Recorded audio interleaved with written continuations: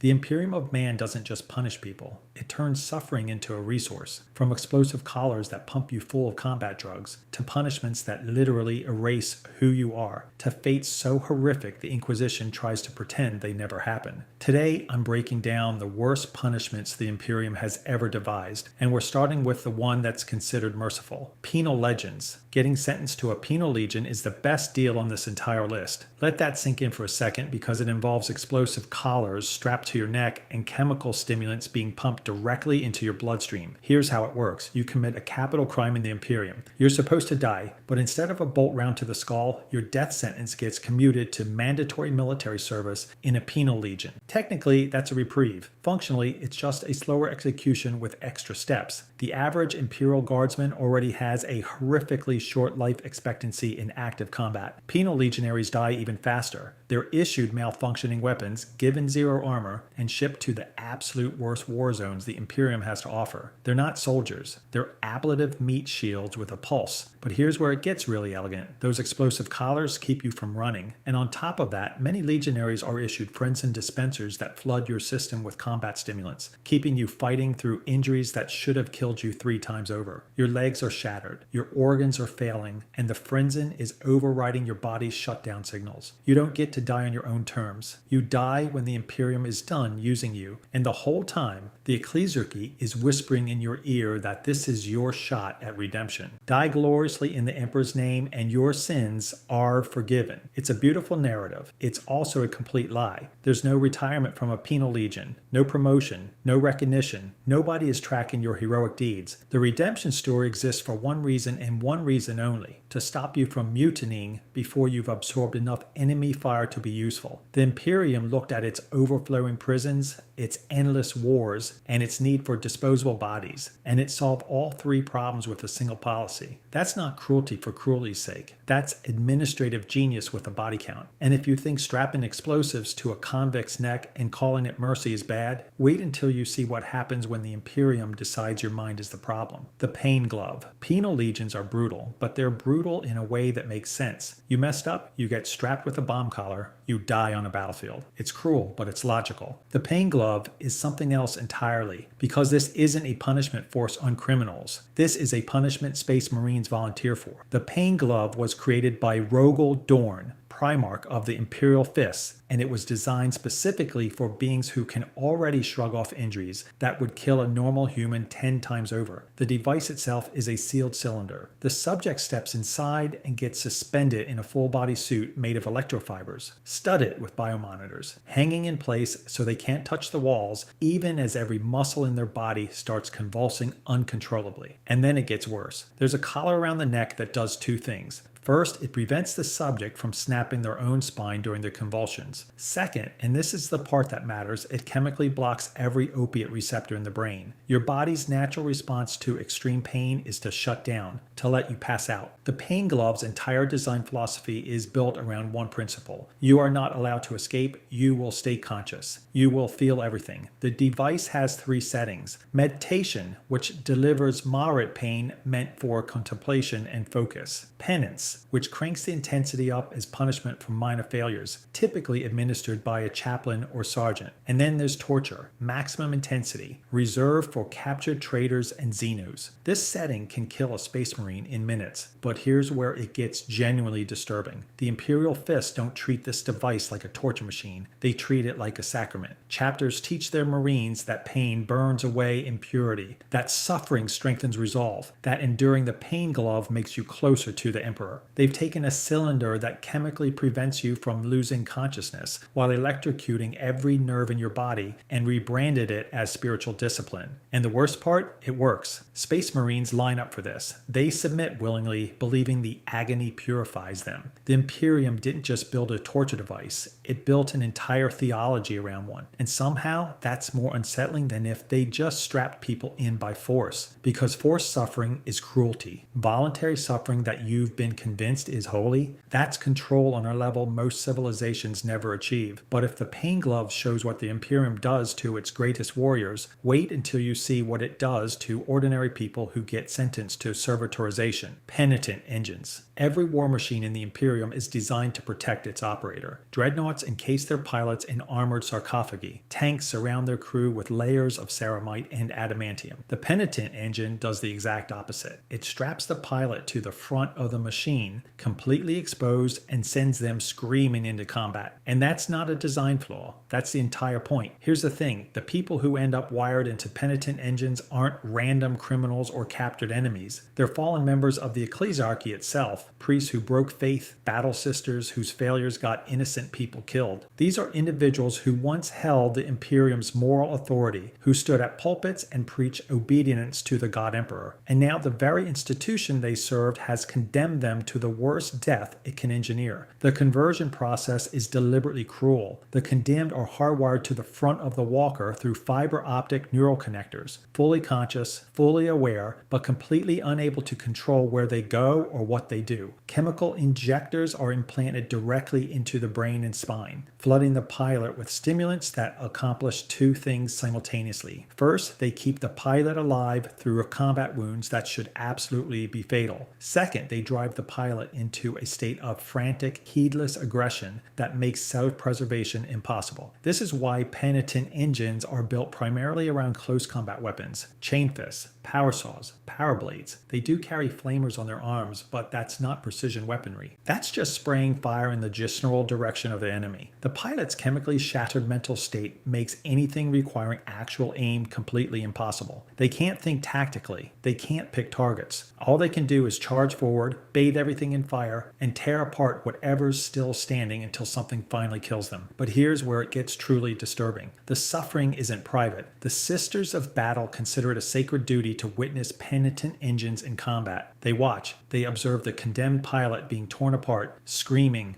burning, bleeding out on the front of a walking war machine, and they call it holy. The pilot's agony and death is a public religious performance, a communal ritual where the entire congregation bears witness to what happens when faith fails. The theological justification ties it all together with a neat little bow. Only through a heroic death in the Emperor's service can the condemned earn forgiveness. That doctrine isn't just spiritual comfort, it's a weapon. It ensures the pilot charges recklessly into enemy fire rather than attempting any form of self-preservation. Why would you try to survive when survival means the agony continues and forgiveness stays out of reach? The Imperium took execution, stretched it into a prolonged spectacle of religious theater, and called it mercy. But if you think turning someone into a living weapon is bad, wait until you hear what happens when the Imperium decides to erase who you are entirely. Servitorization. The penitent engine is horrifying because everyone can see it. The condemned is suspended inside a war machine, clamped into its weapon limbs amidst gears and electroshackles, screaming, burning, dying in front of an audience. But servitorization is the opposite. It's quiet, it's bureaucratic, and it's infinitely worse. Here's how it works. The Adeptus Mechanicus takes a condemned human and surgically removes the parts of the brain responsible for independent thought, emotional regulation, and personality. Everything that makes you who you are gets cut out with surgical precision. Data ports are implanted directly into the skull, so instructions can be uploaded without the inefficiency of actually talking to the thing. The vocal cords are either removed entirely or replaced with a basic voxcaster limited to pre-programmed phrases. The servitor cannot speak, it cannot ask for help, it cannot even articulate its own suffering. But here's where it gets truly evil. Consciousness is not always fully destroyed. Some servitors retain a sliver of awareness. The Mechanicus doesn't necessarily kill the mind completely. They cage what's left of it. Choice, autonomy, identity, all of it is stripped away, but fragments of awareness can remain. These remnants are usually not enough to truly understand the horror of their existence. Usually, but not always, and I can prove it. A psyker once attempted to read a servitor's mind, presumably out of curiosity, and immediately regretted the decision. The servitor appeared calm, compliant, functioning exactly as designed, but its mind was a mess of pain and insanity. On the outside, a perfectly obedient machine. On the inside, a person screaming into a void that will never answer, and there is zero chance of reversal. Even if you could somehow strip away the machinery, undo the implants, pull out the data ports, the neurological and psychological damage is permanent. A reverse servitor wouldn't come back as a person. They'd emerge brain dead. The damage isn't just physical. The person is gone. What's left is something that might remember being a person but can never be one again. The rare cases where servitors retain higher levels of consciousness are not sanctioned by the mechanicus. In fact, creating a servitor that retains that kind of awareness is considered tech heresy, a forbidden aberration, which means when it does happen, nobody is fixing it. Nobody is even acknowledging it. The servitor exists in a twilight state where it can witness its own condition, understand what's been done to it, but cannot respond, cannot resist, cannot seek relief, and because its very existence is an unsanctioned mistake, nobody is coming to change the channel. But the most quietly devastating part of servitorization isn't the surgery, it's the paperwork. Before a single incision is made, the condemned individual is legally classified as a non-person. The tribunal ruling doesn't just sentence someone to conversion, it retroactively erases them. No rights, no protections, no legal recognition that anything of value is ever lost. As far as the Imperium is concerned, the person stopped existing the moment the judgment was read. The surgery is just the body catching up to what the bureaucracy already decided. And if you think being turned into a mindless machine is the worst the Imperium can do to your identity,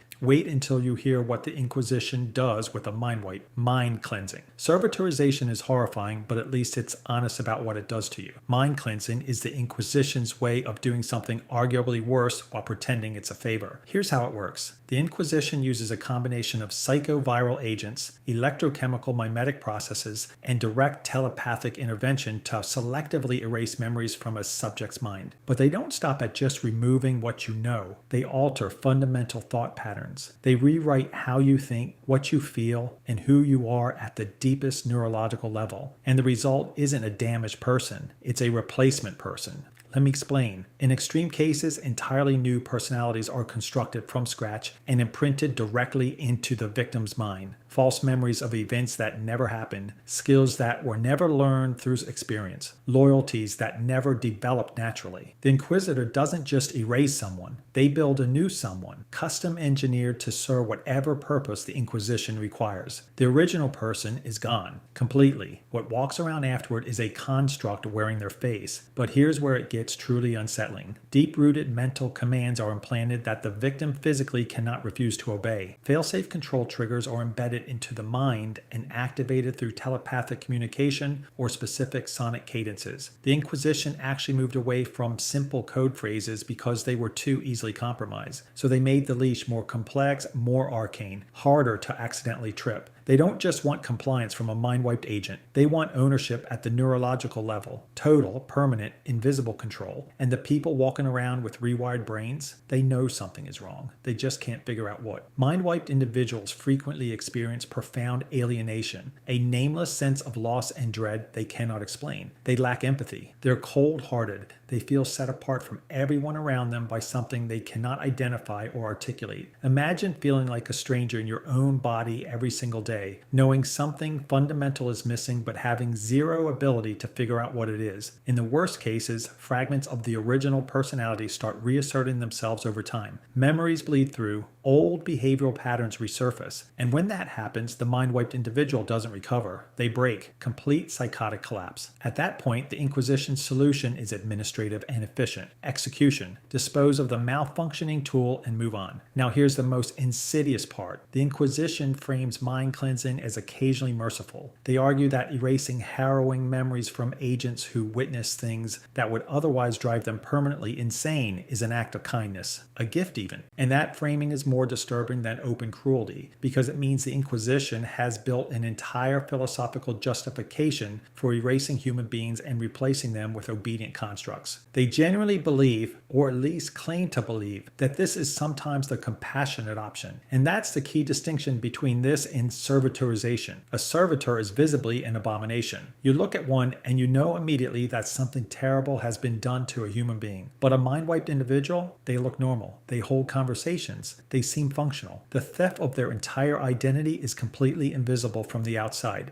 At least servitorization is honest about the horror it inflicts. Mind cleansing disguises it behind a normal face and calls it mercy. But if the Inquisition's quiet erasure of identity disturbs you, wait until you see what the Imperium does to psychers on an industrial scale. Galar Field Cleaners. This one is different from everything else on this list, and not because it's less horrible. It's because the Imperium never has to get its hands dirty. Every other punishment we've covered has a moment where someone in authority makes a decision. Someone signs an execution order. Someone straps a heretic into a penitent engine. There's a point where the cruelty becomes visible. But Galar Field Cleaning, it's just a job assignment, paperwork, a transfer order filed by some mid-level administrator who probably went home and had dinner afterward. Here's how it works. Galar Fields are the only thing standing between a warp traveling ship and complete psychic annihilation. They create a bubble of stability around the vessel, keeping the raw chaos of the warp from flooding in. But these fields degrade, and when they do, someone has to physically go in and restore them, which means direct exposure to warp contamination. The kind of contamination that doesn't just kill you, it erases you. And the Imperium figured out something truly disgusting. They discovered that assigning certain individuals to this role, people who ask too many questions, people with strong moral convictions, people who think independently, produces a perfect dual benefit. The necessary maintenance gets done, and the dangerous minds doing the work get systematically hollowed out by the contamination itself. The warp doesn't destroy randomly. It targets specific qualities, moral capacity, the ability to question authority, coherent identity, the exact traits that made someone a problem in the first place. Every shift spent cleaning those fields strips away a little more of what makes the worker human. Their memories dissolve, their sense of self fragments. Their ability to even understand what's happening to them degrades with each exposure. But here's where it gets truly cold. Workers are psychologically evaluated at regular intervals, not out of concern for their well-being, but to check how much of them is left. There's a threshold. Approximately 70% memory and psychological function loss. Someone at some point sat in an office, determined that exact number, and filed it. Once a cleaner hits that threshold, they're quietly removed from service. Not because the Imperium cares, because a filter too saturated with trauma stops being efficient. By the time 70% of someone's psychological function is gone, they can no longer comprehend what's being done to them. They can't articulate it, they can't resist it, they can't even mourn the person they used to be, because they don't remember that person existed. And the Imperium never formally sentences anyone to this. That's the genius of it. There's no tribunal, no judgment, no record of punishment, just a routine personnel assignment, and the warp does the rest. If anyone questions the practice, the response is simple. These are essential maintenance workers performing a critical function. The psychological degradation is an unfortunate side effect. The implicit message radiates outward. Conscience, independent thought, the capacity to question. These aren't virtues. They're defects, operational inefficiencies to be corrected. And the Imperium has built an entire administrative pipeline to correct them without ever admitting that's what it's doing. Every other punishment on this list is brutal, but at least it's honest. The penitent engine doesn't pretend to be anything other than a walking execution. But Galar Field Cleaning wears a mask of bureaucratic normalcy that makes it, in some ways, the most disturbing entry we've covered yet. And somehow, we're still not done. Psyker sacrifice. 10,000 people sit in a chamber right now, slowly dying to keep the lights on in the Imperium. And nobody calls it murder. The Astronomicon is the single most important structure in the entire Imperium. It's the psychic beacon that allows navigators to plot courses through the warp, the only thing connecting a million worlds across the galaxy. Without it, interstellar travel collapses, communication dies, and the Imperium fractures into a billion isolated systems overnight. It is the backbone of human civilization in the 41st millennium, and it runs on mass murder. Here's how it works. The Astronomicon requires a standing choir of approximately 10,000 psychers to function. They sit in a vast chamber, channeling their psychic energy into the Emperor's beacon, and the process slowly drains them. Not quickly, not mercifully. They fade. Their power bleeds out of them day after day, their bodies weakening, their minds dimming, until there's nothing left. Up to 100 psychers die each day from the process, their life force completely spent, and every single one has to be replaced. But the dying isn't even the worst part. The collection is across a million Imperial worlds. Psychers are hunted, identified, chained, and loaded onto black ships. These are massive prison transports specifically designed to carry psychic cargo, and they are nightmares made real. The ships are equipped with psychic null fields and occluding spheres that forcibly sever every psyker on board from the warp. For a psyker, that severance is like having a sense ripped out of your skull. It causes panic, nausea, paranoia, and in many cases, death from the trauma alone. Hundreds of psykers are packed into holds with minimal provisions, their collective despair and terror creating a psychically toxic environment that drives many of them insane before the ship even reaches Holy Terra. The Sisters of Silence patrol the corridors, their anti-psychic presence adding another layer of suppression. Many psychers simply don't survive the journey. They die in the holds, surrounded by the screaming and the silence, and their bodies are cleared out to make room for the next shipment. The survivors are sorted and graded upon arrival. A small number are selected for soul binding, a ritual that fuses their soul directly to the Emperor and transforms them into astropaths. This is considered the merciful option and nearly always blinds them permanently and marks them as Imperial property for the rest of their lives. That's the good outcome. Most are assigned to the Astronomicon.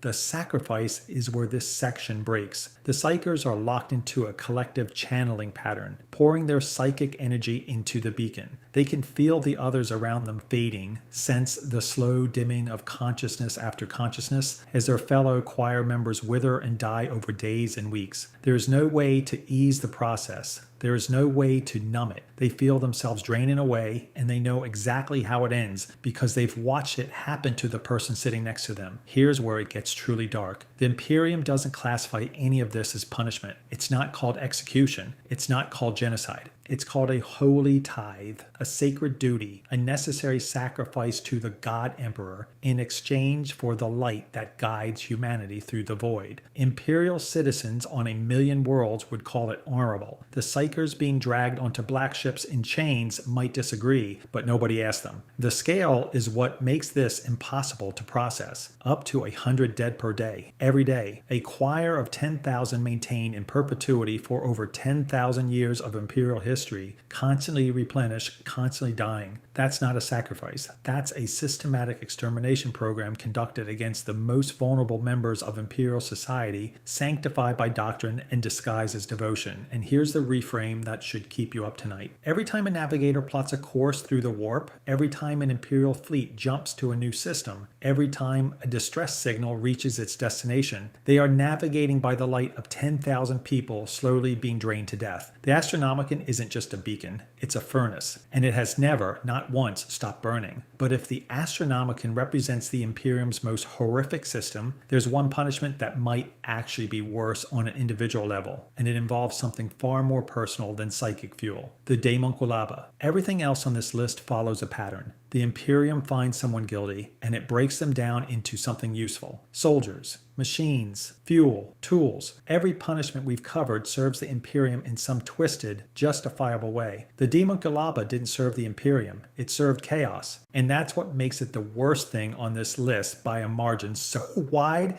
it shouldn't even be in the same conversation. This was an Iron Warriors project operated by the warsmith Hanso in the Eye of Terror. The concept is simple to describe and almost impossible to stomach. Human women were abducted, surgically altered to massively increase their gestational capacity, and then used as living biological incubators to produce Chaos Space Marines directly from their bodies. Let me be clear about what that means. These women were repeatedly implanted using stolen Imperial Fist's gene seed, raided from the fortress on Hydra Caudatus, not once, not as a single experiment, over and over again, forced through pregnancy cycle after pregnancy cycle, their bodies warping at a biological level with each gestation. The gene seed was uncorrupted when it was taken, but the Daemonculaba process itself twisted it into something monstrous during gestation. Many victims simply didn't survive. Their bodies couldn't handle what was growing inside them, but the ones who did survive were kept alive specifically so the process could continue.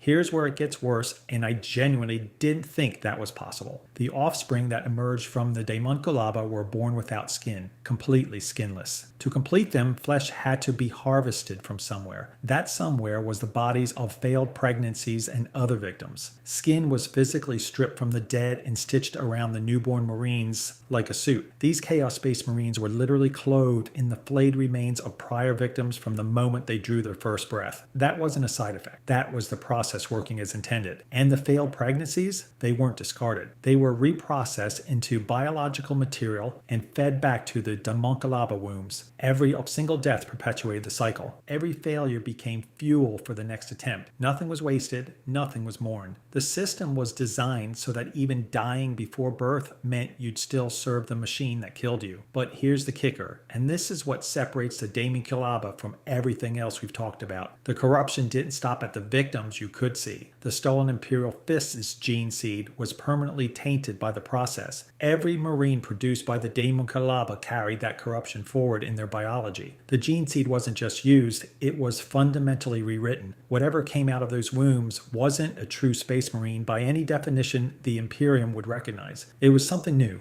Something wrong at a genetic level that could never be corrected or purified. Hanso didn't just steal gene seed, he destroyed its legacy entirely, and the Inquisition knows. They know all of it. Their response was not to investigate, not to attempt any kind of remediation. Their response was to classify the entire thing as forbidden lore and pretend it never happened. The homunculata is one of the only subjects in this entire franchise where the Imperium itself has decided it's too depraved to acknowledge. The institution that approves servitorization, that sacrifices 1,000 psychers a day to keep the Astronomicon lit, that bolts screaming heretics to the front of walking war machines, looked at the homunculata and said nobody can ever know about this. That should tell you everything. Every other entry on this list, no matter how horrifying, exists because the Imperium convinced itself the cruelty was necessary. Penal legions serve the war effort. Servitors keep the machinery running. Psyker sacrifices keep the Astronomicon burning. Even the penitent engine has a theological justification, however insane, but the homunculata is the only entry where Imperial humanity's own stolen genetic legacy was turned entirely against it in service of chaos. And it worked. It produced results. It created space marines from human suffering at an industrial scale. That's the real horror of the 41st millennium, not what the enemies of mankind do to it. Not the orcs, not the Tyranids, not the Dark Eldar. The real horror is what the Imperium has convinced itself is necessary, justified, or worth forgetting. In the grim darkness of the far future, the Imperium's greatest weapon has always been its willingness to destroy itself. If you enjoyed this video and want to see more, click the video on the screen now.